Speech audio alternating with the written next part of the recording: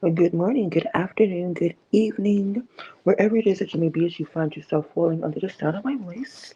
Welcome to I've Got Something to Say, a series by none other than me, the Apostle Mother Lamia. And tonight I just wanted to briefly just discuss side effects of taking antivirals. Now, most common side effects that people living with HIV experience if you're taking your antivirals are headache, nausea, vomiting, dry mouth, diarrhea, fatigue, dizziness, pain, rash, and or trouble sleeping.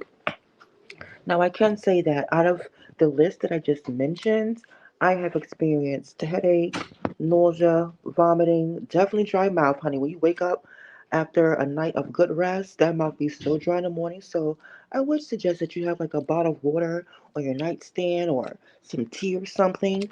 Um, Diarrhea, fatigue, dizziness, pain. The only thing that I did not experience as a side effect from taking antivirals is a rash. But everything else on our list, I definitely experienced. And this list has been provided by the U.S. Department of Health and Human Services.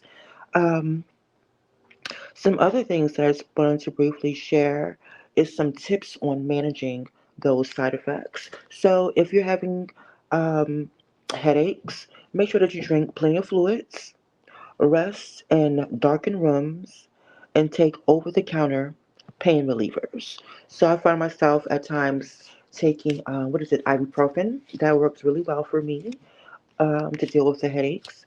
If you're experiencing some fatigue, try some low impact exercises on most days. This will give you a little bit more energy and will also help you sleep. Now, the fatigue part is something that when I was newly diagnosed, I was always tired.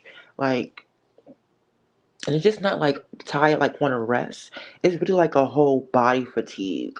Because I guess your body is still getting acclimated to the antivirals. And also, being HIV positive really does take a toll on your body. Let's see. If you're having trouble sleeping, limit all fluids 2 hours before bed. So anything that is caffeinated, avoid those in the afternoon and evening. And also kind of avoid eating heavy meals in the evening. Keep your bedroom quiet, dark, and comfortable. So that's some little tips for if you're having trouble sleeping. For nausea, eat smaller amounts and eat more frequent when you do eat. Avoid eating heavy, greasy, spicy, and acidic foods. Try adding some ginger to your diet, such as ginger ale or ginger tea. I love me a little ginger ale, honey, especially Canada Dry. Um, and if you have a poor, every person that suffers from like a poor appetite, you can try some supplements to your diet, such as protein shakes. I love me a good shake, baby, especially them inshores and those booze. Oh my God, they're so good.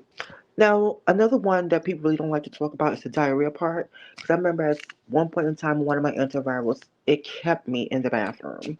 If you're experiencing diarrhea, add some fiber to your diet, like from bananas, white rice, applesauce, white bread, and or toast. Avoid drinking milk and dairy products. Avoid high fiber foods like whole grains, brown rice, and foods that are high in sugar and fat. So that should help with the diarrhea. Like I said, I really didn't have issues with skin, but I'm going to read that anyways. So for skin rashes, drink plenty of fluids. Avoid dry skin from long hot showers, strong soaps, and skin products with alcohol. Use a moisturizing lotion. Protect your skin from the sun with sunscreen. Now, I know a lot of black and brown individuals, honey, when you hear the word sunscreen, really don't think that we can use it, but actually, it is beneficial for melanated individuals to apply some sunscreen when you're out in the sun. Last but not least, dry mouth. If you're experiencing dry mouth, swish some warm salted water throughout the day. You can also try crushed ice. I love crushed ice. Use sugarless candy or lounges to keep your mouth moist. So those are some cute little tips that you can use with managing the side effects that you may experience from antivirals at home. Now, one thing that's not on this list, and for me, I do consider it a side effect, that's becoming resistant to an antiviral. And that's one of the biggest fears that I have always had throughout my 20-year dealing with HIV. It's become resistant. I have become resistant to several classes of medications, making my options very limited if something was to go wrong and I had to switch. That was one of the biggest side effects that I experienced. I'm not sure if anyone else has experienced resistance with several classes of antivirals, but if you have, I would definitely like to hear from you.